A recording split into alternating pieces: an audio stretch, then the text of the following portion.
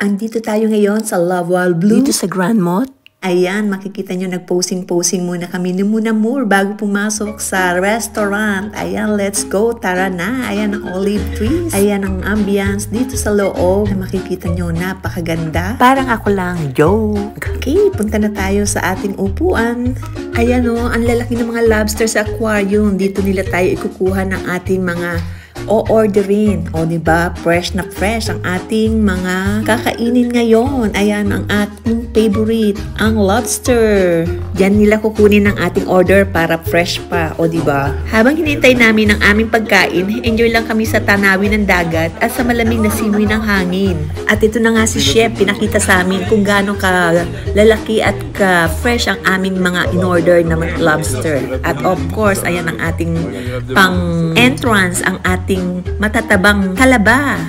Ayan, tignan nyo naman ang paligid at ang pinakakaisame, ayan, ang tuwal. O, diba? Napaka-cozy ng place. At yan, o, makikita nyo mula dito ang karagatan at ang simoy ng hangin. Fresh na fresh mong malalanghap. Ayan, pwede ka pang mamili ng mga beach bag. Joke, hindi yan mga pinabebenta. Mga decoration yan. Ayan, o, ang ganda talaga ng decoration dito. O, diba? Ayan na ang ating pagkain. So appetizing. Sila na talaga ang nagbalat. O, diba? Ready mo nang kainin. Ayan. At ang pasta nila, napaka ninamnam. Ayan ang lemon para magbigay ng zest sa ating lobster. Ayan o, parang ayaw ko pang galawin kasi nakakamanghinayang galawin. O, diba? Ayan, tikman na natin. Ayan ang ating laman ng lobster. At ito naman ang in-order ng iba, ang fresh fish. Ayan, si Chef na ang nagtanggal ng tinik para i-prepare ang malaman na Flatfish or sole. Yung isdang dapa sa Pilipinas.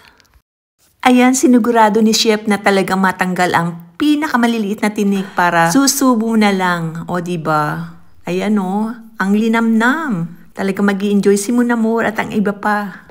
I think ready na. Kainan na. Ayan, tikman na natin ang ating lobster.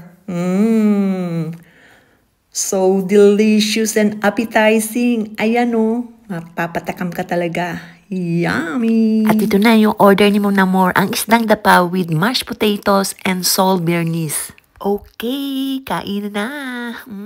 Ayan o, tingnan nyo. Talagang happy ako sa pagsubo. Bawat kagat, malinamnam. Pati na rin si Muna Moore. Ayan o, tingnan nyo naman ang titig niya. Talagang in love na in love. At syempre ako naman, todong ngiti sa sarap. Ayan, subo ulit tayo. Hindi ko mapigilan ng pagkain. O, diba? Ayan naman ang ating pasta. Ayan, ikut-ikutin lang natin. Ang sarap. Ayan na si Muna Moore. Tapos nang kumain at kinakalabit na siya ni Elvis. Ngayon naman ay hinihintay na namin ang aming dessert. Ayan na. Ayan, niluto na sa harapan natin ang ating dessert. Wow. Ayan na ang crepe Grand Marnier. Ayan o. Ayan o. Nag-grate na siya ng zest ng orange. Ayan, and then ayan, nag-slice na rin ng lemon ang ating chef. Okay, ayan na ang dalawang lemon. Prepare na.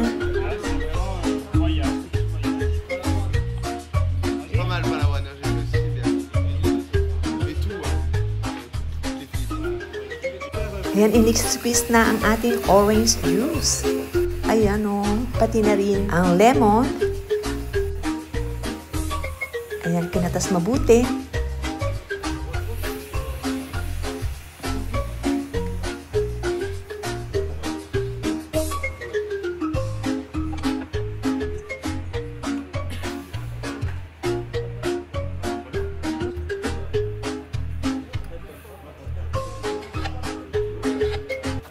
Ayan, ilalagay na yung ating crepe. Ayan o, talagang pinanuot sa ating crepe ang lasa ng juice ng lemon at ng orange. Ayan, panunuutin lang, patutuyuin at sisip-sipin lahat ng crepe. Ayan na. And then after that, Wow, this is delicious. ayan, pinanuot lahat sa crepe ang syrup ng ating zest ng orange, lemon, and then ng sugar with pinch of salt. Naglinay sa butter. Ayan, and after that, ilalagay na ang Grand Marnier. Okay, medyo lumayo tayo. Ayan na. Ayan na, binuhos na sa ating kawali na merong crepe. Ayan, nakita nyo naman at umapoy at nagsilab. Ayan, ang pinaka-plambe. Ready nang ihain. Ayan o. Of course, gagawa ng presentation para mas lalong look so yummy. Kainin. Ayan na. Voila! Enjoy! Bon appetit! At ako naman, ito na ang aking dessert, ang chocolate ligua. Isa itong French dessert na sobrang creamy at rich sa chocolate flavor. May layer ito ng maraming chocolate cream, whipped cream, at minsan may konting chocolate syrup sa ibabaw. Ayan o! So yummy! Habang kinakain ko, ramdam ko talaga ang tamis at lamig na para nagme-melt sa bibig. Ang sarap niyang kainin habang nasa tabing dagat, lalo na pagkatapos ng main dish. Parang perfect. Oh, sarap. Simple pero elegant dessert na puno ng lasa. Ayan si Mon Amour, nag-enjoy rin sa kanyang dessert. Yummy kasi.